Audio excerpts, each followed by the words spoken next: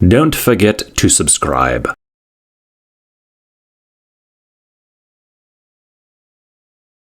மகிமையின் வாசல் சபை வழங்கும் மகிமையின் நேரம். தேவ வசனத்தின் ஆவிக்குரிய கருத்தாளமிக்க தேவனுடைய வார்த்தையை கேட்டு கர்த்தருக்குள் வளருங்கள், ஆசீர்வதிக்கப்படுங்கள். இச்செய்தினை உங்களுக்கு வழங்குபவர் மகிமையின் வாசல் சபையினுடைய போதகர் பாஸ்டர் சங்கர் அவர்கள். கர்த்தர் தாமே உங்களை ஆசீர்வதிப்பாராக.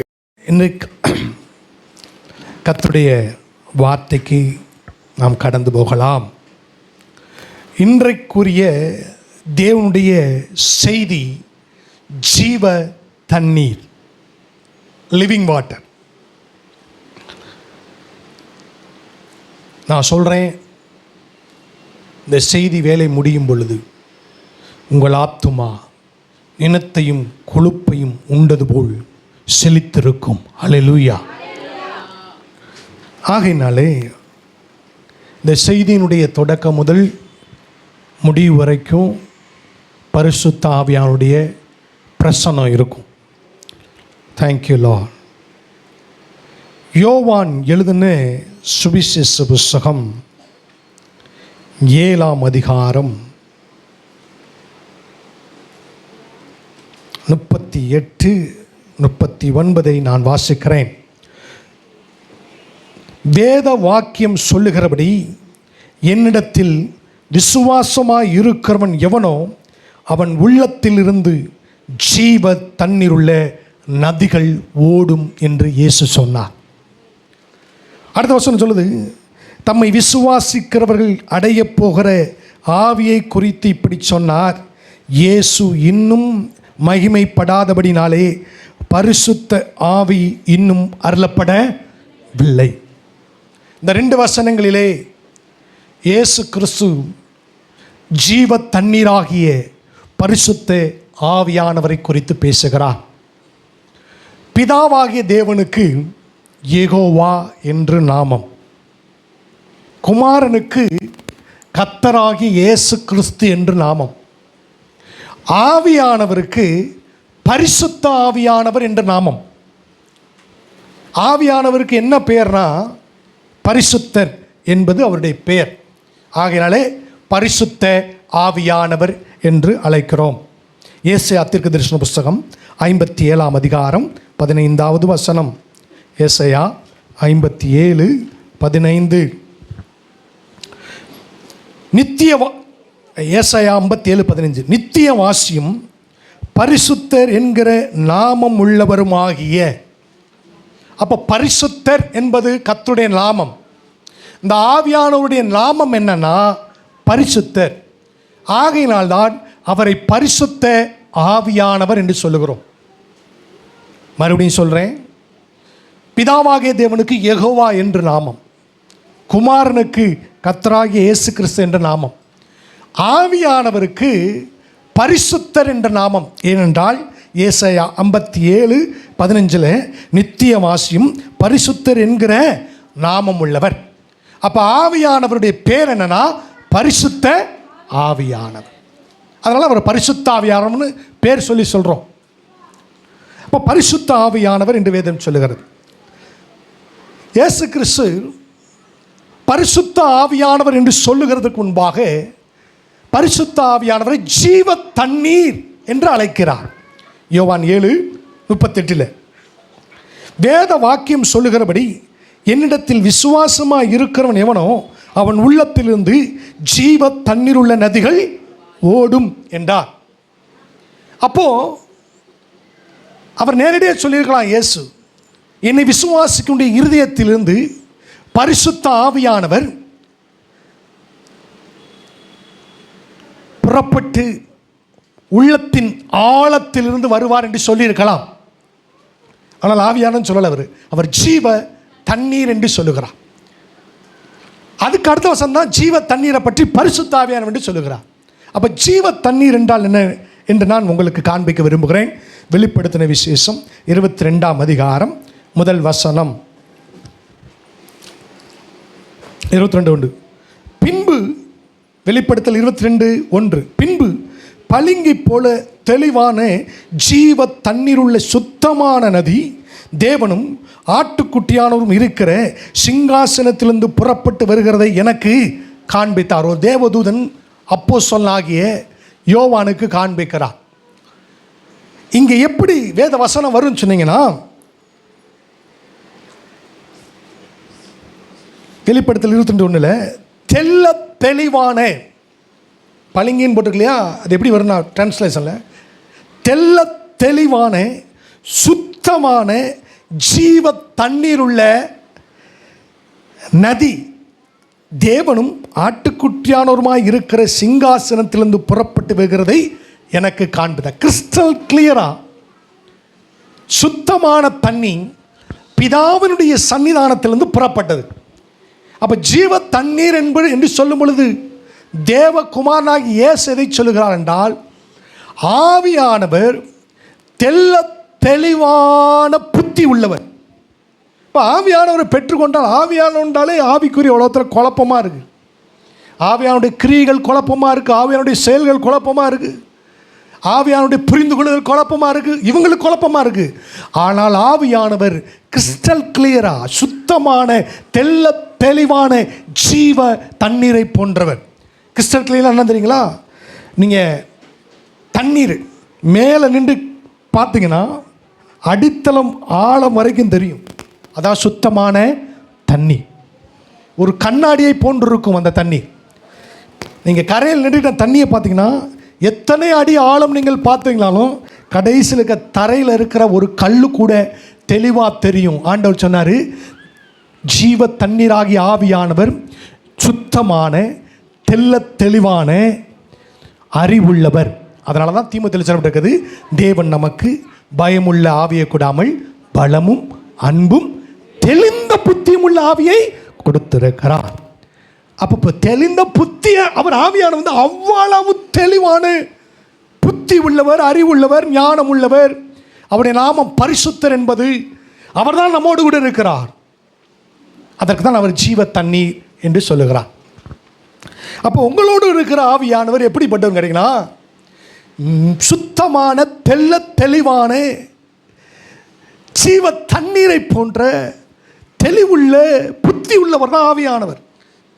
தேவ பிள்ளைகளுக்கு ஒரு வேணா புத்தி இல்லாமல் போகலாம், ஆனால் உள்ள இருக்கிற ஆவியானவர் புத்தி தெல்ல தெளிவானவர். அல்லேலூயா. நல்லா கவனிங்க, அதை தான் ஆவியானவராக அவர் இருக்கிறார். நான் ஒரு காரியத்தை நான் காண்பிக்க வருகிறேன். மத்தேயு எழுதின மார்க் எழுதின சுவிசேஷ புஸ்தகம் 5ஆம் அதிகாரத்துக்கு நம்ம போகலாம். இந்த தெல்ல தெளிவான புத்தியை பற்றி ஒரு சில காரியங்களை நான் காண்பிக்கிறேன். ஆவிக்குரிய உலகத்தில் இருக்கிற தேவ பிள்ளைகளுக்கு தெல்ல தெளிவான புத்தி இல்லை. அதை பார்க்கும்போது மற்ற ஜனங்கள் சொல்கிறாங்க, இவங்க ஆவியான பெற்றுக்கேன்னு இருக்காங்க, இவங்களை பார்த்து இவ்வளோ குழப்பமாக இருக்குன்றாங்க. விசுவாசிகளுக்கு குழப்பம் இருக்கே தவிர, ஆனால் ஆவியானவர் மிகவும் தெல்ல தெளிவான ஜீவ தண்ணீரை போன்ற தெளிந்த புத்தியை தருகிறவர், தெளிந்த புத்தி உள்ளவர். ஆவியானவர் தெளிந்த புத்தி உள்ளவர். மார்க் எழுதின சுவிசேஷ புஸ்தகம் 5ஆம் அதிகாரம், மார்க் 5ஆம் அதிகாரத்துக்கு போவோம். 5ஆம் அதிகாரத்தில்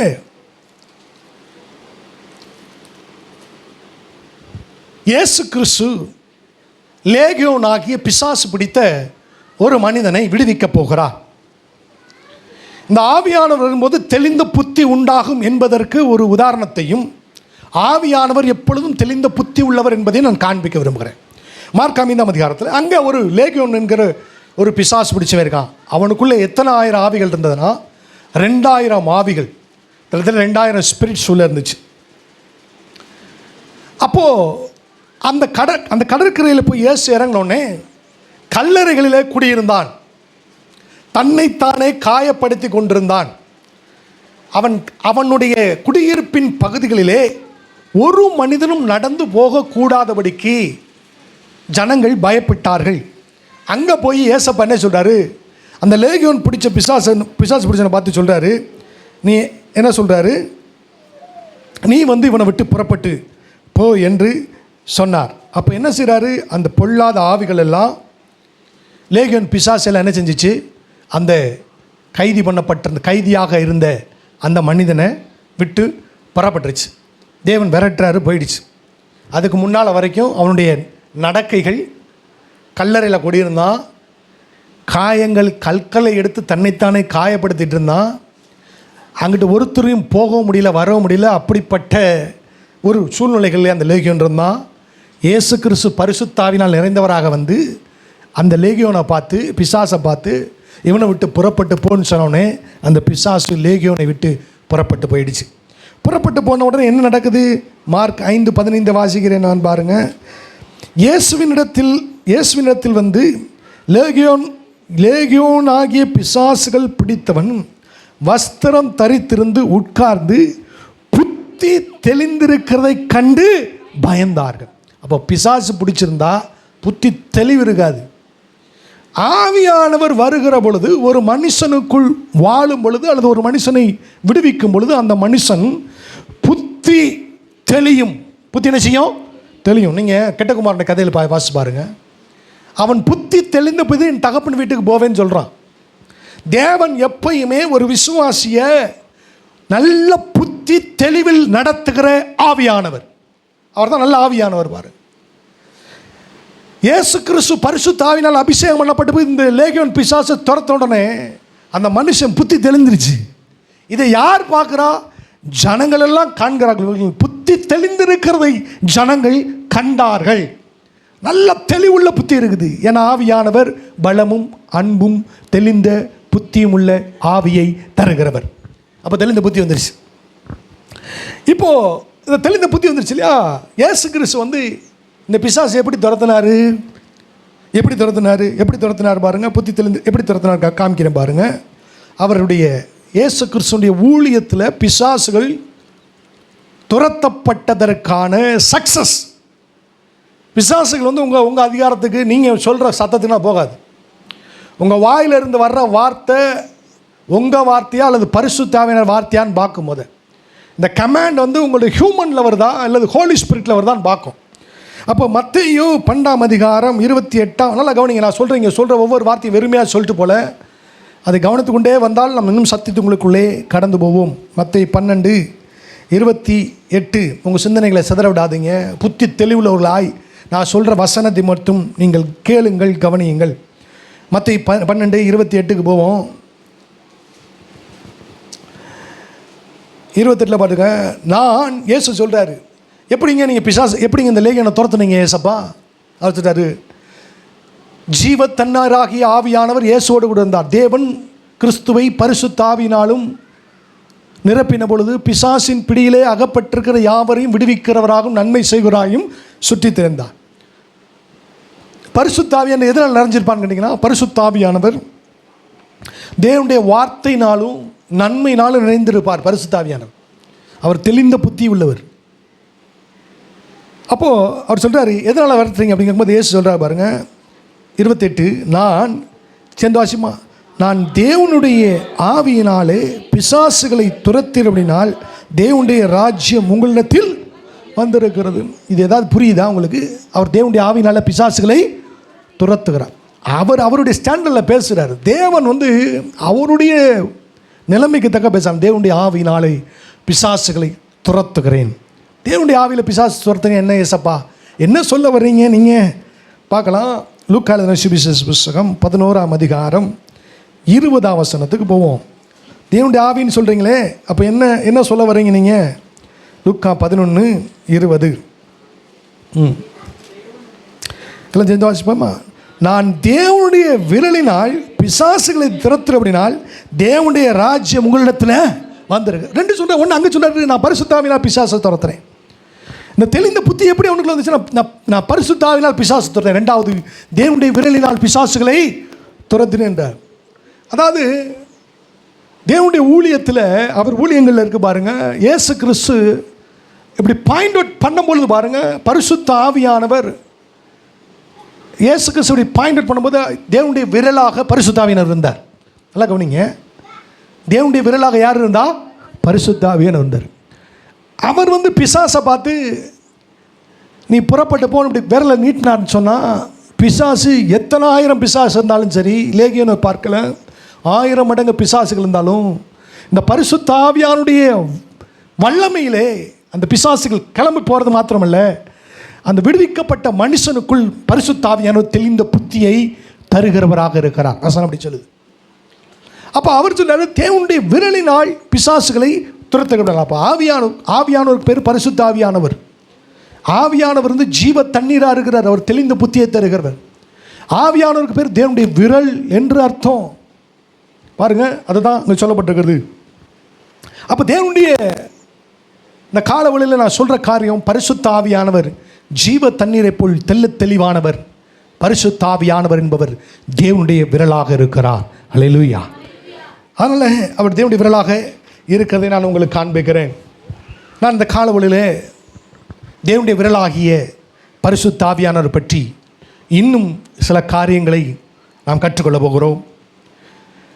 அப்போது இந்த விரலை பற்றி, தேவனுடைய விரலை பற்றி ஒரு சுவாரஸ்யமான சம்பவத்தை நான் சொல்ல விரும்புகிறேன். லூக்கா எழுதின சுவிசேஷ புஸ்தகம் 4ஆம் அதிகாரம் 17வது வசனம். லூக்கா 4:17.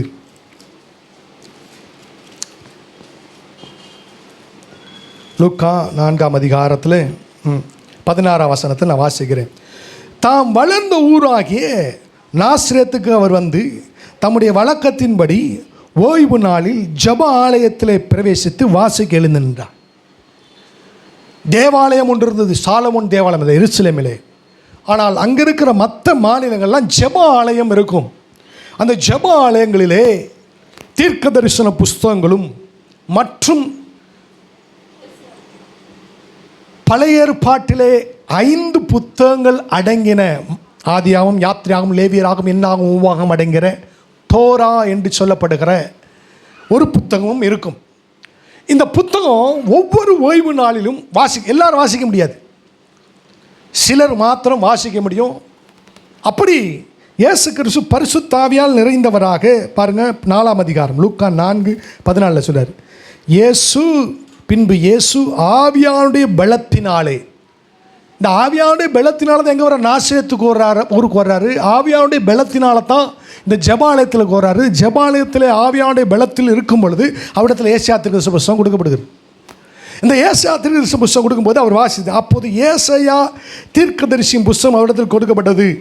அவர் புஸ்தகத்தை விரித்த போது, ஆனால் நில்லுங்க, இந்த புஸ்தகத்தை எப்படி வாசிப்பாங்கன்னு நான் உங்களுக்கு, அந்த இயேசு ஆண்டவர் வாழ்ந்த நாட்களை எப்படி வாசிப்பாங்கன்றதை நான் உங்களுக்கு காண்பிக்கிறேன். இந்த வாசிக்கிற அப்படி ஒரு படத்தை பார்க்கலாம். பின்பாக அது உங்களுக்கு பிரயோஜனமாக வாசிக்கிற மாணிக்கு ஒரு குட்டி பையன் வாசிக்கிற மாணிக்கு இருக்கும். பாருங்கள், அந்த படம் இருக்குது பாருங்கள், அதான் டோரா. அதாவது 5 புத்தகங்கள் இருக்கிற, அதற்கு பேர் வந்து இதுதான் மோசையினுடைய நாட்கள் இருக்கிற புத்தகம். இதை இப்படி தான் புத்தக சொல்ல விரிப்பாங்க. சரியா? விரித்த உடனே அதுக்கு மேலே இப்போ ஒரு துணி போட்டிருக்காரு, அதற்கு பேர் தாலிஃப் என்று பெயர். அவர் மேலே இதெல்லாம் கட்டியிருப்பாங்க, அதெல்லாம் ப்ரேயர் கார், அதெல்லாம் போக வேண்டாம். அப்போ வாசிக்கும்போது பாருங்கள், அவங்க கையில் ஒரு ஒரு வெள்ளியானால ஒரு பொருள் இருக்குது அந்த பையனுடைய கையில், இல்லையா? நீங்கள் எப்படி வேதத்தை வாசிப்பீங்க? இப்படி தான் வாசிப்பீங்க. எப்படி நீங்கள் உங்கள் வித்தியாசமாக வாசிப்பீங்க? அங்கே அப்படி தான் வாசிக்க முடியாது. ரெண்டாவது, அது ராகமாக தான் வாசிப்பாங்க. சும்மா நம்ம வாசிக்கல, அப்பொழுது ஏசாயா தீர்க்கதரிசன புஸ்தகம் அவரிடத்தில் கொடுக்கப்பட்டது, அப்படி வாசிக்க மாட்டாங்க. இசையோடு வாசிப்பாங்க. ஏடோனாய் அப்படி ஏற்ற இறக்கங்களோடு 3 ஸ்கேலில் வாசிப்பாங்க. அப்படி தான் வாசிப்பாங்க. அப்போ ஏசாயா தீர்க்கதரிசன புஸ்தகம் உடனே வாசல்ல அவர்கிட்ட வந்து என்ன செய்கிறாங்க, அந்த தம்பி ஒரு கையில் ஒரு வெள்ளினால ஒரு பொருள் வச்சுருக்காங்கல்ல, அது இன்னொரு படத்தை பார்க்கலாம் பாருங்கள். அந்த பாருங்கள், அது எப்படி இருக்குது பாருங்கள். ஒரு கை, ஒரு விரல் நீட்டப்பட்ட போல இருக்குது. சரிங்களா? ஒரு கை விரல் நீட்டப்பட்ட. இதை என்ன செய்வாங்கன்னு கேட்டிங்கன்னா, இந்த வெள்ளியால் ஆன இதை கையில் பற்றி கொண்டு அந்த புஸ்தக சுருள் அப்படி வைப்பாங்க. அந்த இன்னொரு படத்துக்கு போங்க. ரைட், சரி, இதே விட்டுருங்க. இப்படி வைப்பாங்க. இதனுடைய அர்த்தம் என்னன்னு கேட்டிங்கன்னா, நல்லா கவனிங்க. இதனுடைய அர்த்தம் என்னென்னா, இந்த வேத புத்தகத்தை எழுதினவர் தேவனுடைய விரலாக இருக்கிற பரிசுத்த ஆவியானவர். அதான் அர்த்தம். அதுக்கு பேர் யாட் அப்படின்னு சொல்லி அழைப்பாங்க. அவன் கையில் தொட மாட்டான் அந்த பரிசுத்த புத்தகத்தை. அவன் சொல்லுவான், இந்த விரல் தேவனுடைய விரல் நான் காமிச்சேன் இல்லையாங்க உங்களுக்கு, நான் தேவனுடைய விரலினால் பிசாசுகளை துரத்துகிறபடினால் சொன்னார் இல்லையா? இப்போ இதை கொடுப்பாங்க. இயேசுக்கு வந்து அந்த தாலிஃப் என்கிறதான ஒரு அங்கேயே போட்டுட்டு இதை கொடுப்பாங்க. இயேசு சொன்னார், அந்த கோலை எடுத்து அந்த அந்த இந்த இதை கொடுத்தாங்க, யாடை கொடுத்தாங்க. அவர் வச்சுட்டார், பக்கத்தில் வச்சுட்டு என்ன செஞ்சார்னா தன்னுடைய விரலை நீட்டி இந்த வேத புத்தகத்தை தொட்டார். அவங்க பார்க்குற கண்களுக்கு ஆச்சரியம் வந்து என்ன பண்ணுறாரு இவர், என்ன பண்ணுறாரு இவர். அவர் சொன்னார், என்னுடைய விரல் தான் பரிசுத்த ஆவியானவர், நான் தான் இந்த வேத புத்தகத்தை எழுதினேன், ஹல்லேலூயா அப்படின்னு சொன்னார் அவர். லிசன். அதான் பின்னால் பார்த்தீங்கன்னா எல்லோருடைய கண்களும் இயேசுவின் மேல் நோக்கமாக இருந்தது. என்னடா இவர் டெய்லி வாசிக்கிறவர் தான் அவர். எனக்கு அன்னைக்கு வித்தியாசமாக வாசித்தார், இந்த யாடை எடுக்கலை அவர். அப்போ இவங்களுக்கு இது தேவனுடைய விரலில் வாசிக்க, இவர் என்ன விரல் அதெல்லாம் சொன்னது, நான் தேவனுடைய விரலினால் பிசாசுகளை துரத்துக்கிறான், நான் தேவனுடைய விரலினால் இந்த வேத புத்தகத்தை எழுதுனே நான் தான்டான்றார். இந்த பரிசுத்த விரல் அவருடைய விரல், அவருடைய விரல். அதனால மோசே சொன்னார் பாருங்க, மோசே சீனாய் மலையிலேருந்து இறங்கும்போது 2 கற்பனைகள் இருந்தது. நீங்கள் எழுதுறதுக்கு பேனா எடுப்பீங்க, பென்சில் பயன்படுத்துவீங்க. இயேசு அந்த கற்பனைகளை எழுதுவதற்கு தன்னுடைய விரலை பயன்படுத்தினார். ஹல்லேலூயா. நல்லா கவனிங்க. உடன்படிக்கைக்கு பின்பாக உங்கள் இருதயத்திலே நான் எழுதுகிற வார்த்தையாவது என்று சொல்லி உங்களுக்குள் தன்னுடைய வார்த்தையை அவருடைய பரிசுத்த ஆவியானவராகிய விரலினால் எழுதியிருக்கிறார். இதெல்லாம் புரியுது இல்லை? இதான் தேவனுடைய விரல். அப்போது அங்கே அப்படி செஞ்சார். அந்த புத்தகம் வந்து அதனால தான் அவங்க ரொம்ப ப்ரெஷியஸ். அவங்களுக்கு இந்த வேத புத்தகத்தினுடைய மதிப்பு உங்களுக்கு தெரியாது. கொண்டாட்டத்தில் இருப்பீங்க. ஆனால் எனக்கு என்ன கொண்டாட்டம் தெரியுமா? ஒரு வேதத்தை கொடுத்தீங்கன்னா அதான் எனக்கு கொண்டாட்டம். அல்லேலூயா. ஒரு வேத புத்தகத்தை கொடுத்தீங்கன்னா அது எனக்கு மிகுந்த மகிழ்ச்சி. இது வந்து தேவனுடைய விரல்.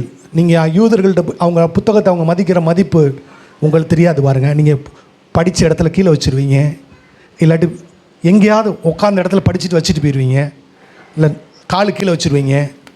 இல்லை, இது தேவனுடைய விரலினால் எழுதப்பட்ட தேவனுடைய வார்த்தை. அப்போது இது தேவனுடைய விரல். அப்போ ஆண்டவர்கிட்ட கேட்டேன், ஆண்டவரே இந்த புத்தகத்துக்கு பேர் பரிசுத்த வேதாகம், இந்த புத்தகம் பேர் இருந்தது. ஆனால் இதை என்ன சொல்கிறார்னா தேவன், இது கர்த்தருடைய புஸ்தகம் என்று அவர் அழைக்கிறார். இது யாருடைய புத்தகம்? கர்த்தருடைய புஸ்தகம். நம்முடைய மொழியில் நம்ம கொடுத்துருக்கிறாரு. இந்த ஆவியானவரால் எழுதப்பட்ட புஸ்தகம். இது என்னது? ஆவியானவர் எழுதப்பட்ட புத்தகம். மோசைட்ட கேட்டிங்கன்னா அவன் சொல்லுவான், நான் 2 கற்பனைகளை கொண்டு வந்தேன், அது அக்னிமயமாக இருந்தது, அது தேவனுடைய விரலினால் எழுதப்பட்டிருந்தது. அது பேனா பென்சிலால் உளியினால் எழுதப்படலை, தேவனுடைய விரலினாலே என்ன செய்தது? எழுதப்பட்டிருந்தது. அப்போ இதுக்கு பேர் யாட் என்று சொல்லப்படுகிறது. அப்போ இந்த புத்தகத்தை எழுதினவர் யார்? பரிசுத்த ஆவியானவர். இதுதான் நம்ம ஃபண்டமெண்டலாக தெரிஞ்சுக்கிற சின்ன விஷயங்கள். இப்போது நாம் மேலும் சத்தியத்திற்குள் கர்த்தராகிய இயேசுவின் நாம மகிமைக்காக கடந்து போகலாம். அப்போ இப்படி தான் அவர் நான் அந்த தேவனுடைய விரலினால் பரிசுத்த ஆவியானவர் எழுதப்பட்ட புத்தகம். அப்போ ஆண்டவர் சொன்னார், நமக்கு பூமியில் அநேக மொழிகள் இருக்கிறது, அநேக மொழிகளில் அவரால் தேவனுடைய விரலினால் எழுதப்பட்ட புஸ்தகங்கள், பரிசுத்த புஸ்தகம் எல்லாத்துக்கும் கிடச்சிருக்கு. ஆனால் பரலோகத்திலே சில புக்ஸ் இருக்குது. பரலோகத்தில் என்ன இருக்குது? சில புத்தகங்கள் இருக்கிறது. அந்த புத்தகங்கள் என்னென்ன புத்தகங்கள் கேட்டிங்கன்னா, வெளிப்படுத்தின சுவிசேஷம் 20ஆம் அதிகாரம் 12ஆம் வசனம். நல்லா கவனிங்க. உங்கள் வாழ்க்கையில் சில புத்தகங்கள் எப்படி செயல்படுகிறது என்பதை நான் காண்பிக்க போகிறேன். அது உங்கள் வாழ்க்கை, நான் இனிமேல் இதை நீங்கள் கேட்டுட்டு போகும்போது உங்கள் வாழ்க்கை அது மாற்றி போடும் என்று இயேசுவுக்குள் நான் விசுவாசிக்கிறேன். வெளிப்படுத்தல் 20:12 எல்லாம் சேர்ந்து வாசிக்கும். மரித்தோராகிய சிறியோரையும் பெரியோரும் தேவனுக்கு முன்பாக நிற்க பண்ணேன். அப்போது புஸ்தகங்கள் திறக்கப்பட்டன, ஜீவ புஸ்தகம் என்னும் வேறொரு புஸ்தகமும் திறக்கப்பட்டது. போதும், நிறைய புஸ்தகங்கள் பரலோகத்தில் இருக்குது, நிறைய புக்ஸ் இருக்குது. அது ஒரு புத்தகம் பேர் ஜீவ புஸ்தகம், இன்னொரு புஸ்தகத்து பேர் கர்த்தருடைய புஸ்தகம், ஞாபக புஸ்தகம், நியாயத்தீர்ப்பின் புஸ்தகம். அப்புறம் இப்படி பரலோகத்தில் நிறைய புக்ஸ் இருக்குதுங்க. நிறைய புக்ஸ் என்ன செய்யுது? இந்த புக்ஸை எல்லாம் எழுதினவர் யாருன்னு கேட்டிங்கன்னா, பரலோகத்தில் இருக்க இந்த புத்தகத்தில் எழுதுன பரிசுத்த தான். பரலோகத்தில் நிறைய புத்தகங்கள் இருக்குல்ல, அந்த புத்தகத்தினா எழுதினாருன்னா தேவனுடைய விரலாக இருக்கிற பரிசுத்த ஆவியானவர். பரலோகத்தில் நிறைய புத்தகங்கள் இருக்குது. அந்த புத்தகங்கள்லாம் நீங்கள் கையில் எடுத்துருக்க கர்த்தருடைய புஸ்தகமாகிய வேத புஸ்தகத்தை எழுதினவர் பரிசுத்த ஆவியானவர். பரலோகத்தில் இருக்கிற மில்லியன் கணக்காக புத்தகங்கள் இருக்குது. அந்த புத்தகங்களையும் எழுதினார் கேட்டிங்கன்னா பரிசுத்த ஆவியானவர் தான் எழுதினார். சரி, இந்த புத்தகங்கள் பரிசுத்த ஆவியினால் எழுதப்பட்டிருக்கிறது. இந்த உங்கள் கையில் இருக்கிற வேத புத்தகம் தமிழில் இருக்குது. பரலோகத்தில் இருக்கிற வேத புத்தகம் என்ன மொழியில் இருக்குது அப்படின்னா பரலோக மொழியில் இருக்குது. என்ன மொழியில் இருக்குது? பரலோக மொழியில் இருக்குது. பரலோகத்திற்கு அதை தேவதூதர்கள் மொழின்னு சொல்லலாம், பரலோக மொழின்னு சொல்லலாம், பிதாவாகிய தேவனுடைய மொழின்னு சொல்லலாம், அல்லது ஆவியானுடைய மொழின்னு சொல்லலாம், இயேசு கிறிஸ்துவினுடைய மொழின்னு சொல்லலாம். பரலோகத்தில் ஒரே ஒரு மொழி தான் இருக்குது. அதை நீங்கள் 1 கொரிந்தியர் புத்தகம் 13ஆம் அதிகாரத்தில் தூதர்களுடைய பாஷை என்று அழைக்கிறார்கள். அது பரலோக மொழி. அப்போ அந்த புத்தகங்கள்லாம் என்ன மொழியில் இருக்குன்னா பரலோக மொழியில் இருக்கிறது. அந்த புத்தகங்கள் என்ன மொழியில் இருக்குது? சரி, இப்போ நான் வந்து பரலோக மொழியை வாசிக்க போகிறேன். எத்தனை பேர் பரலோக மொழியை வாசிக்க போகிறீங்க? நான் வாசிக்க போகிறேங்க, உண்மையாக தான் வாசிக்க போகிறேன். நான் வச்சிருக்க கர்த்தருடைய புத்தகம். இதில் எப்படி பரலோக மொழி வாசிக்கிறது? ஆனால் நான் வாசிப்பேன். வாசிக்கவா? நான் வாசிக்கிறேன், கவனிங்க. இந்த பரலோக மொழி எப்படி இருக்குன்னு நான் உங்களுக்கு காண்பிக்கிறேன். சரி, அதுக்கு முன்னாடி சரி பாருங்க. இந்த தமிழ் உங்களுக்கு தெரியும். பரலோகத்துலேருந்து ஒரு புத்தகத்தை கொடுத்தா உங்களை வாசிக்க தெரியுமா? வாசிக்க முடியாது. ஏன்னா அது பரலோக மொழியில் இருக்குது. முடியுமா? முடியாதா? முடியாது. ஏன்னா பரலோக மொழி இருக்குது. ஆனால் நான் வாசிக்க போகிறேன் இப்போ, ஏன்னா எனக்கு பரலோக மொழி தெரியும். ஆமாம், நான் பரலோக மொழியில் வாசிக்கிறேன். கவனிங்க. தானியேல் என்கிற ஒரு தீர்க்கதரிசி இருந்தார், த ப்ராஃபட் ஆஃப் காட். அவர் என்ன செஞ்சார்? பாபிலோன் தேசத்தில் வாழ்ந்து வந்தார். அப்பொழுது பாபிலோன் ராஜா என்ன செஞ்சார்? தேவாலயத்தில் இருக்கிறதான பலவிதமான பொருட்களை எடுத்து, தேவனுடைய பொருட்களை எடுத்து அவர் மதுபானம் பண்ணார். அப்படி மதுபானம் பண்ணுகிற பொழுது ஒரு கை தோன்றி செவத்தில் எழுதிட்டு, அது என்ன எழுதிச்சு? எழுதலாம் பாருங்க. தானியேல் 5ஆம் அதிகாரம், தானியேல் 5 நான் இப்போ வாசிக்க போகிறேன் பாருங்க. இது பரலோக மொழி. நான் சொல்கிறேன், பரலோகத்தில் மொழி இருக்குன்றதுல அந்த பரலோக மொழியில் ஒரு சின்ன பாட்டு பைபிளில் இருக்குது. இது பரலோக மொழி. என்ன போட்டுருக்கு பாருங்கள், வாசிப்போம் பாருங்கள். 5:25 வாசிப்போம். எழுதப்பட்ட எழுத்தின் என்னவென்றால் நில்லுங்க, அது மேலே இப்போ இது வாசிக்க மாட்டேன், இன்னொன்று வாசிப்போம். அப்பொழுது 24 வசனம், அந்த கை தேவனால் அனுப்பப்பட்டு இந்த எழுத்து எழுதப்பட்டது. எல்லாம் வாசிப்போமா? 25. எழுதப்பட்ட எழுத்து என்னவென்றால், சத்தம் வாசிங்க, சத்தம் வாசிங்க. நீங்களும் பரலோக மொழி வாசிக்கிறீங்களே, அல்லேலூயா. தேவன் வந்து ஒரு அனுப்புகிறார், அது அனுப்புகிறார். இப்போ எழுதுன்னு செவத்தில் எழுதுனா, தேனே மேனே மேனே தெக்கே உப்பாசின் என்பதே.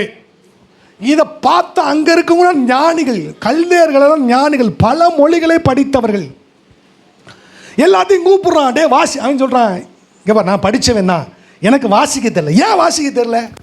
படித்தவனுக்கு ஏன் வாசிக்க? ஒரு காரியத்தை நான் வாசிக்கிறேன் பாருங்கள், ஏன் வாசிக்க தெரியலன்றதை உங்களை ஏசாயா 29:11.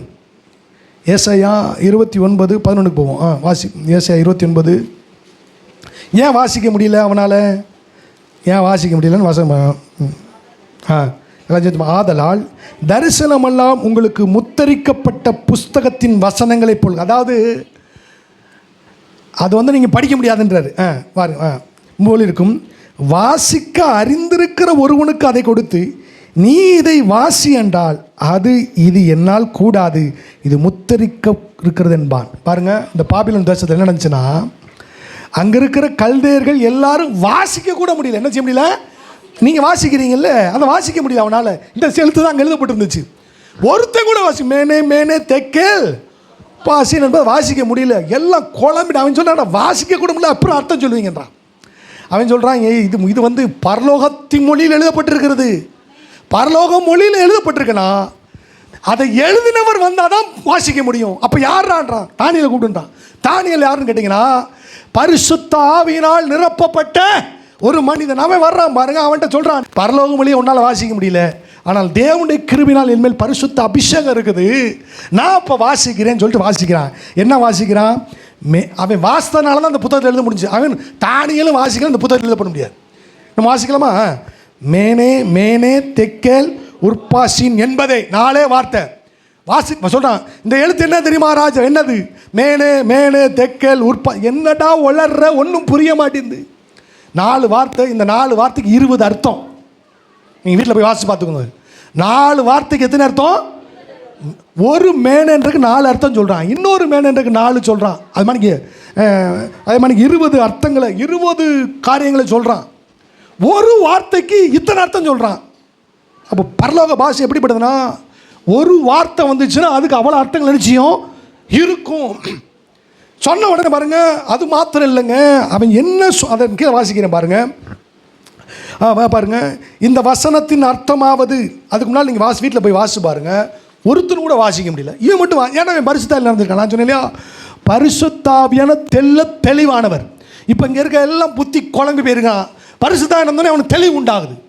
வாசிக்கிறான், அந்த பரலோக புத்தகத்தினுடைய வார்த்தைகளை வாசிக்கிறான். அவன் சொல்ல பாருங்க, இந்த வசனத்தின் அர்த்தமாவது மெனே என்பதற்கு தேவன் உன் ராஜ்யத்தை மட்டிட்டு அதற்கு முடிவுண்டாக்கினார் என்றும். ஒரு வார்த்தைக்கு எவ்வளோ அர்த்தம் சொல்கிறான் பாருங்க. ஒரு வார்த்தைக்கு எவ்வளோ அர்த்தம் சொல்கிறான் பாருங்க. பாருங்க, வாசிப்போம். 26 சேர்ந்து வாசிப்போம். இந்த வசனத்தின் அர்த்தமாவது மெனே என்பதற்கு தேவன் உன் ராஜ்யத்தை மட்டிட்டு அதற்கு முடிவுண்டாக்கினார். ஒரு வார்த்தைக்கு இத்தனை அர்த்தம் சொல்கிறான் அவன். அதான் 20 அர்த்தம் சொல்லியிருக்கான். நான் என்னென்ன உட்காந்து ஒவ்வொரு வார்த்தையாக என்னன்னா 20 அர்த்தம் சொல்லியிருக்கான். சரி, அப்புறம் தெக்கேல் என்பதற்கு நீ தராசிலே நிற்கப்பட்டு குறையே காணப்பட்டாய். ஒரு வார்த்தைக்கு பாருங்கள். அடுத்தது சொல்கிறா பாருங்க. அடுத்த வாசம் என்னது? 28. நாங்கள் உப்பார்சின்னு தானே சொல்லணும். இது வேற ஒரு வார்த்தை போட்டிருக்கான். சரி, என்பதற்கு உன் ராஜ்யம் பிரிக்கப்பட்டு மேது இருக்கும் பெருசு. அதாவது அந்த வார்த்தையை பாபிலோன் மொழியில் கொண்டு வந்துட்டான். வேற ஒன்றும் இல்லை. உப்பார்சின்னு இருக்கிற வார்த்தை என்ன செஞ்சிட்டான், நேரடியாக அர்த்தத்துக்கு போகாமல் பாபிலோன் மொழி கொண்டு வந்துட்டான். அதை கொண்டு அப்புறம் என்ன செய்யறான், அவ்வளோதான், டிரான்ஸ்லேட் பண்ணிட்டான். பெரிய காரியங்கள் இருக்கிற கத்தோலிக்க சமூகத்தில் உட்காந்திங்கன்னா குழப்பமெல்லாம் தீர்ந்து தெளிவு உண்டாகும். ஆவியானவர் ஜீவ தண்ணீரானவர். அல்லேலூயா. இன்னும் நம்ம காரியத்துக்குள்ளே போல இப்போ ஸ்டார்ட் பண்ணுறோம். சரி, இப்போ என்ன செய்ய நான் சொல்லி முடிச்சுன்னு பாருங்க. வாஸ்தால இது என்ன ஆச்சுன்னா, வாசித்து முடிச்சா என்ன வாசித்தான பரலோக பாஷையை அது அப்படியே நடந்து முடிஞ்சிருச்சு. அன்னைக்கு நைட்டே அந்த பாபிலோன் ராஜாவை குத்தி கொண்டு ஓடுறாங்க பாருங்க. பரலோக பாஷை எப்படிப்பட்டதுன்னு கேட்டிங்கன்னா, ஒரு தடவை வாயை திறந்து நீங்கள் சொல்லிட்டீங்கன்னா அது அப்படியே நடக்கும். அல்லேலூயா. இயேசு சொன்ன பிறகு நடக்காமல் இருக்குமா? சொல்லுங்கள். இயேசு சொன்ன பிறகு நடக்காமல் இருக்குமா? பரிசுத்தம் சொன்ன பிறகு நடக்காமல் இருக்குமா? பரலோக ராஜாவினுடைய வார்த்தைகள், இந்த வார்த்தைகள் அது அப்படியே நிரம்பிட்டு. சரி, இப்போ இதுதான் பரலோக பாஷை. எனக்கு தெரிஞ்சு பைபிளில் இந்த ஒரு இடத்துல இருக்குது, மேபி 2-3 இடங்கள்ல இருக்கலாம், எனக்கு தெரியல. ஆனால் பரலோகத்தினுடைய வார்த்தை, அந்த பரலோக தேவதூதருடைய பாஷை இங்கே எழுதப்பட்டிருக்கிறது. அப்போது இங்கே இவ்வளோ தெளிவாக இருக்குது பைபிளில். இங்கே என்ன குழப்பம்னா, மக்கள் எல்லாம் ஆவியானவரை பெற்றுக்கொண்டிருக்கிறார்கள். எத்தனை பேர் பரிசுத்தாவியை பெற்றுக்கொண்டிருக்கீங்க? ஆமாம், பெற்றுக்கொண்டிருக்கீங்களா? பரிசுத்தாவியில் பேசுகிறீங்க. ரெக்க சாலோ கோரே ஆதாராக்க சோலை கேனு சொன்னவனை எல்லாம் பார்க்குறேன். பேசுகிற ஆளுக்கும் குழப்பமாக இருக்குது, கேட்குற ஆளுக்கும் குழப்பமாக இருக்குது. ஆனால் எனக்கு குழப்பம் கிடையாது. ஏனென்றால் நான் ஜீவ தண்ணீராகிய ஆவியானவரால் நிறைந்திருக்கிறேன். ஆமே. நான் கேட்டேன் ஆண்டவரே என்ன குழப்பமாக இருக்காங்க எல்லாம், இந்த குழப்பத்தை போக்குறதுக்கு தான் ஒன்றை வச்சுருக்கேன், நீ வசனத்தை சொல்லுன்னு சொன்னார். அல்லேலூயா. அப்போ நீங்கள் பரிசுத்த ஆவியால் நிரப்பப்பட்டபடுவது அப்போஸ்தலர் 2ஆம் அதிகாரத்தில் எல்லாரும் ஆவியில் பேசுகிறார்கள். அல்லேலூயா. ஆவியில் 2 காரியத்தை செய்ய முடியும். ஒன்று, நீங்கள் இந்த உலக பாஷையை பேச முடியும். நான் ஒரு இடத்துல மீட்டிங் நடத்தினேன். 300 வாலிபர்களுக்கான கூட்டம். அது 300 வாலிபர்களுக்கான கூட்டத்தை நடத்தினேன். அந்த கூட்டத்தை அநேகர்கள் வந்திருந்தார்கள். அந்த கூட்டத்தை நிறைய பேர் பங்கு பெற்றார்கள். அப்பொழுது சற்றேனும் படிக்காத ஒரு சகோதரி அவங்களும் வந்திருந்தாங்க. நான் முதலாவது பரிசுத்த ஆவியானுடைய நிறைவுக்காக நான் ஜெபம் பண்ண போகிறேன், எத்தனை பேர் பெற்றுக்கொள்ளணும். நிறைய பேர் வந்தாங்க. நிறைய ப்ராஃபஸி மூவ் ஆச்சு, நிறைய டெலிவரன்ஸ் மூவ் ஆச்சு, ஸ்லைனிங் தி ஸ்பிரிட் மூவ் ஆச்சு. அதற்கெல்லாம் காட்டிலும் ஒரு அற்புதம் நடந்துச்சு பாருங்கள். ஒன்றுமே படிக்காத அந்த சகோதரி கையை உயர்த்தி ஆங்கிலத்தில் பேசினார்கள். என்ன செஞ்சாங்க? நான் சொன்னேன் எல்லாம் அமைதியாக இவங்க என்ன பேசுகிறாங்கன்னு கேட்போம். ஒன்றுமே தெரியாது. இஃப்னா என்னன்னு தெரியாது, இட்டுனா என்னன்னு தெரியாது. ஆனால் சரளமாக ஆங்கிலத்தில் பேச நான் சொன்னேன் இது பரிசுத்த ஆவியானவர். அல்லேலூயா. உலக பாஷை பேச முடியும். எல்லா நேரம் உலக பாஷை பேசுவோமா? இல்லை. சில நேரம் இந்த மேனே மேனே தெக்கேல் உப்பார்சின் என்பதை போல பரலோக பாஷையை நம்ம என்ன செய்கிறோம்? பேசுகிறோம். இப்போ நீங்கள் ஜெபம் பண்ணப்போ உங்கள் ஆவியில் நிறைஞ்சிருக்கிறீங்க இல்லையா? ஏன் மற்றவங்களுக்கு நீங்கள் பேசுகிற பாஷை வந்து குழப்பமாக இருக்குன்னா, நீங்கள் குழம்பாதீங்க, அதை அவங்கள பார்ப்போம். நீங்கள் ஏன் குழம்பக்கூடாங்க? இப்போது பரலோகத்தில் நிறைய புத்தகங்கள் இருக்குன்னு சொன்னீங்களே, நீங்கள் முழங்கால் போட்டு இயேசுவின் நாமத்தினாலே நான் அந்நிய பாஷை பேச போகிறேன்னு சொல்லும்போது ஆவியானவர் தான் வர்றார். அப்படி வரும்போது என்ன நடக்குதுன்னு கேட்டிங்கன்னா, நீங்கள் உலகத்தில், அதாவது பரலோகத்தில் 650 கோடி மக்கள் இருந்தாங்கன்னா 650 கோடி மக்களும் தனிப்பட்ட விதத்தில் உங்கள் பேருக்காக ஒரு புத்தகம் இருக்கிறது. அந்த புத்தகத்தினுடைய பேர் புக் ஆஃப் டெஸ்டினி. அதாவது தேவன் உங்கள் வாழ்வில் வைத்திருக்கிற தேவ திட்டத்தை எழுதியிருக்கிற புத்தகம். அந்த புத்தகம் தேவனுடைய விரலாகிய பரிசுத்த ஆவியானவராலே தேனே மேனே மேனே தெக்கேல் உப்பாசின் என்பதை போல பரலோக மொழியில் எழுதப்பட்டிருக்கிறது. ஹல்லேலூயா. இப்போ நீங்கள் முழங்கால் படிக்கிற போது அந்த புத்தகத்தை நான் எங்கே இருக்குன்னு காமிக்க போகிறேன். பைபிள் தான் இருக்குது. நான் போகலாம். சங்கீதங்களின் புஸ்தகம். அப்போது எத்தனை பேர் பரிசுத்த ஆவியை பெற்றுக் கொண்டிருக்கிறீர்கள்? பெறலைன்னா பெறணும். ஆமே. 139வது அதிகாரம் 16 சங்கீதம் 139:6. இப்போ ஆவியிலவே நிறைஞ்சிருக்கிறார். யார் நிறைஞ்சிருக்கிறாரு? சங்கீதக்காரன் நிறைந்திருக்கிறார். 39:16 பாருங்க. இந்த புத்தகத்து பேர் புக் ஆஃப் டெஸ்டினி. தேவ உங்களை பற்றி சொல்லுங்க. என்னை பற்றி தேவ திட்டம் நிறைந்த தேவனுடைய விரலாகிய பரிசுத்த ஆவியானவராலே பரலோக மொழியிலே எழுதப்பட்ட புத்தகம். ஹல்லேலூயா. இது சங்கீதம் 139 எத்தனை வசனம் சொன்னேன்? 16. ஒரு நாள் இந்த தாவீது என்ன பண்ணுறாரு பாருங்க. ஜெபம் பண்ணிட்டு இருக்கும்போது ஒரு ப்ராஃபட் இவர் தீர்க்கதரிசி தான். இயேசுவினுடைய மரணத்தை தீர்க்கதரிசனமாய் சொன்னார், உயிர்த்தெழுதலை சொன்னார். அவர் திடீர்னு பரலோகம் போயிட்டார். அங்கே போனால் தேவன் கூப்பிட்றாருங்க, வா தாவீதே இங்கே வான்றாரு. வேமா போனேன், உனக்கு ஒரு காரியத்தை சொல்லிட்டு மாட்டேன். என்ன ஆண்டுறேன்? ஒரு 1000கணக்கான புத்தகங்கள் இருக்குது. உடனே ஒரு தூதன் நிற்கிறான். அவன் பேர் நான் பாருங்க. அவன் புத்தகங்களை பாதுகாக்கிறேன். தேவன் சொல்லிட்டார், இவனுடைய புத்தகத்தை எடுத்துருவான்றார். உடனே தேவதன் படர்ந்து போய் அந்த 650 கோடி புத்தகங்கள் இருக்க புத்தகத்தில் கரெக்டாக இந்த தாவீதுனுடைய புத்தகத்தை எடுத்து வர்றார்.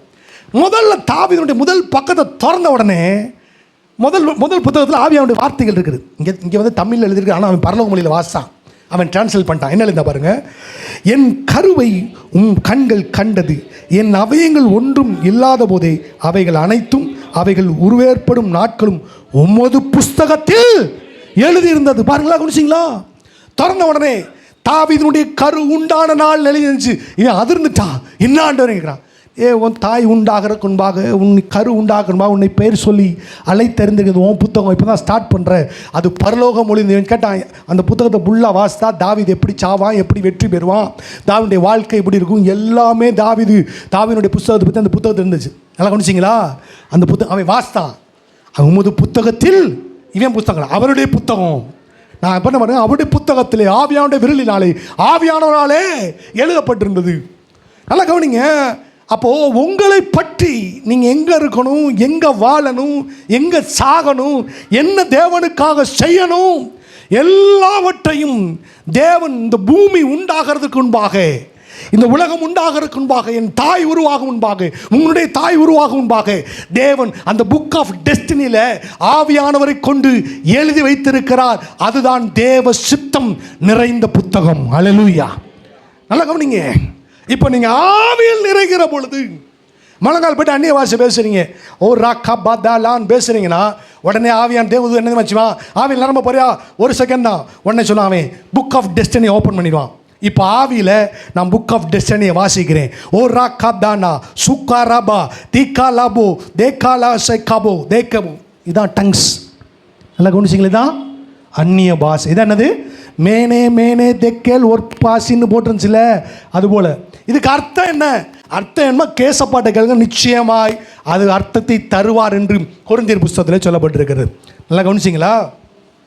அப்போ அந்நிய பாஷையை பேசணும் நாள் முழுவதும் உங்கள் வாழ்க்கையில் என்ன நடக்கணுன்றதை அந்த புக் ஆஃப் டெஸ்டினியில் எழுதப்பட்டிருக்கு. ஏன் நான் பேசணும்னா, நீங்கள் சொன்னால் தான் சொன்னபடி ஆகும். நல்லா கவனிச்சிங்களா? அவர் சொன்னார், புறப்பட்டு போ. நீங்கள் வாசிட்டு இயேசுவின் நாமத்தில் பிதாவின் சொல்ல தேவன் சொல்வார். அவன் வாசிட்டான், சித்தம் அப்படியே ஆகட்டும். ஹல்லேலூயா. நல்லா கவனிங்க. அப்போ அந்நிய பாஷையில் பேசும்போது ஒரு வேளை பாருங்கள் உங்களுக்கு புரியலனா கூட நான் எனக்கு புரியுதுங்க. நான் சொல்கிறேன், நான் எதுக்கு அந்நிய பாஷை பேச? ஏன்னா அந்நிய பாஷை பேசும்போது என்னுள்ளாக எத்தனை கனி உண்டாகுன்னா 12 கனி உண்டாகுது. எத்தனை கனி உண்டாகுது? அது மாத்திரம் இல்லை, நான் பேசும்போது அந்நிய பாஷையில் எதிர்காலங்கள் எல்லாம் வெளிப்படுத்தப்படுகிறது. ஹல்லேலூயா. அந்த புக் ஆஃப் டெஸ்டினி அந்த தான் சொல்லப்பட்டிருக்கு, இந்த புக் ஆஃப் டெஸ்டினி. அப்போ அந்நிய பாஷைன்றதை நீங்கள் முழங்கால் போட்டு கண்ணை முன்னோடனே உங்கள் ஸ்பிரிட்டில் இருக்கிற ஆவியானவர் அந்த புக் ஆஃப் டெஸ்டினியை எப்படி தானியல் பரிசுத்த ஆவியினால் நிறைந்து விரலினால் எழுதப்பட்ட மேனே மேனே தெக்கேல் உர்பாசின் என்ற பரலோக வார்த்தையை பேசினானோ அதுபோல் நீங்கள் புக் ஆஃப் டெஸ்டினியில் இருக்கிற வார்த்தையை பாருங்கள். இதான் புக் ஆஃப் டெஸ்டினின்னு வச்சுக்கோங்க. ஓகே. இப்போ நான் என்ன செய்ய போகிறேன்? இந்த புக் ஆஃப் டெஸ்டினியை வாசிக்க போகிறேன். ஓகே, நல்லா கவனிங்க. நான் வாசிக்க போகிறேன். இயேசுவின் நாமத்தினாலே காரா சூலை காரா புனா சேக்கபோல். நான் சொல்கிற ஒவ்வொரு வார்த்தைக்கும் 5 அர்த்தம் இருக்குது. அப்படி தான் எனக்கு சொல்லப்பட்டிருக்கு. அப்படியே என் வாழ்க்கையில் மாறும். ஹல்லேலூயா. நீங்கள் கொஞ்சம் போய் ஆண்டவரே எனக்கு அர்த்தம் புரியலன்னா, தானியேல் எப்படி அதை பாபிலோனிய மொழிக்கு டிரான்ஸ்லேட் பண்ணுறானோ அதுபோல் ஆவியானவர் உங்களுடைய பேசிக்கொண்டிருக்க அந்த பரலோக மொழியை உங்கள் மொழிக்கு டிரான்ஸ்லேட் பண்ணுவார். நீங்கள் அந்த ஆழங்கள் போகிறதுனால, அதை பற்றி தெரியாதனால, இது என்னடா உட்காந்து நீ ரபா ரபான்றான் இதுல யாரு கிடையாது. ஆவியில் ராபான்னு சொன்னால் கூட அதுக்கு அர்த்தங்கள் இருக்கிறது. அது விலையேற பெற்றது. ஹல்லேலூயா. தேவன் இப்படித்தான் தெளிந்த நீரோடையை போல ஜீவ தண்ணீராக ஆவியானவர் உங்களை நிரப்பி நடத்துகிறார். ஹல்லேலூயா. அதெல்லாம் சொன்ன பாருங்க, நான் உட்காந்து அந்நிய பாஷை பேசி மணிக்கணக்கு அந்நிய பாஷை பேச கர்த்தர் ஒரு நாள் நினச்சி அந்த புக் ஆஃப் டெஸ்டினியில் கண்டேன்.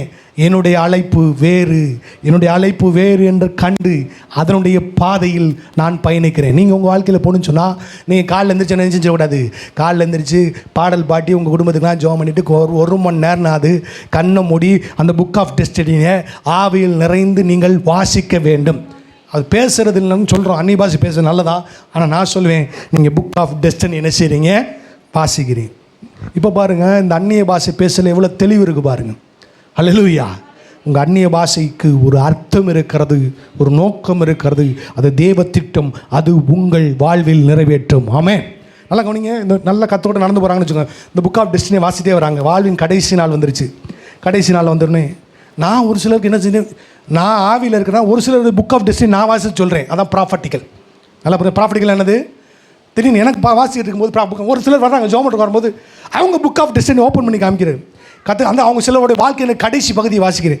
அங்கே ரீகா போத்தா என்ன ஆண்டவரே 93 வயசில் ஒரு செத்து போயிடான்னு சொல்லு முடிய போது ஒரு அவருடைய புக் ஆஃப் டெஸ்டினி நான் வாசி சொல்கிறேன். ஏன்னா அவங்க தெரியாதனால நான் வாசி 93 வயசு பிறந்து ஒரு வருஷம் இறந்து போயிட்டார்.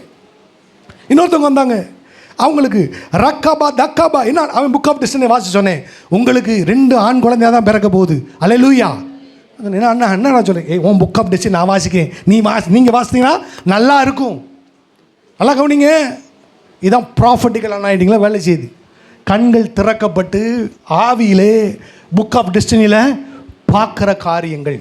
ஏதோ ஆவிக்குரிய வாழ்க்கை குழப்பம் கிடையாது. இது ஆவியான உதவியோடு நீங்கள் பயணிப்பீர்களானால் நீங்கள் தான் ஜீவ தண்ணீர் உள்ள நதிகள். ஹல்லேலூயா. ஆண்டவர் அதாங்க காலவெளியில் சொல்கிறாரு, உங்களுக்குள்ளே இருக்கிற ஆவியானவர் மிகவும் தெளிவுள்ள ஆவியானவர். நீங்கள் வேணுமா குழம்பி போயிருக்கலாம், ஆனால் உங்களுக்குள்ளே இருக்கிற ஆவியானவர் மிகவும் தெளிவுள்ள ஆவியானவர். ஹல்லேலூயா. எங்கெல்லாம் யார் பிசாசு போய் தேவ சமூகத்தில் உட்காந்து 1 மணி நேரம் காபான்னு பேச சொல்லுமா? ஆனால் பேச சொல்லாது. தேவ சமூகத்தில் ஆவியானவர் தான் என்ன செய்கிறாரு, உங்களுக்கு நன்மை உண்டாகும்படி அந்த புக் ஆஃப் டெஸ்டினியை வாசிட்டு இயேசுவின் நாமத்தில் பிதாவென்றோன்னே பாருங்கள், அப்படியே நன்மைகள் உங்கள் வாழ்வில் ஜீவ தண்ணீர் உள்ள நதிகளாக புறப்பட்டு வருகிறது. ஹல்லேலூயா. ஆகினால தேவனுடைய பிள்ளைகளே, நீங்கள் ஒரு ஆவிக்குரியவர்கள். கர்த்தர் தம்முடைய ஆவியினால் உங்களை நிறைத்திருக்கிறார். ஆகினால் நீங்கள் ஆவியில் நிறைந்து இந்த புக் ஆஃப் டெஸ்டினியை வாசிக்கணும். இன்னொரு வசனத்தை வாசிக்கலாம். 2 தீமோத்தேயின் புஸ்தகம் 1ஆம் அதிகாரம் 17வது வசனம். 2 தீமோத்தேயு 1:17. எல்லாம் சேர்ந்து வாசிக்குமா? சத்தமாக எல்லாம் எலும்பி நின்று சத்தமாக வாசிக்கலாம். 2 தீமோத்தேயு 1:17 எல்லாம் சத்தம் வாசிக்கலாமா? தேவன் நமக்கு பயமுள்ள ஆவியை கொடாமல் பலமும் அன்பும். போது நிறுத்துங்க. தெளிந்த புத்தியில் சத்தம் வாசிப்போம். தெளிந்த புத்தியுள்ள ஆவியே கொடுத்திருக்கிறார். ஹல்லேலூயா.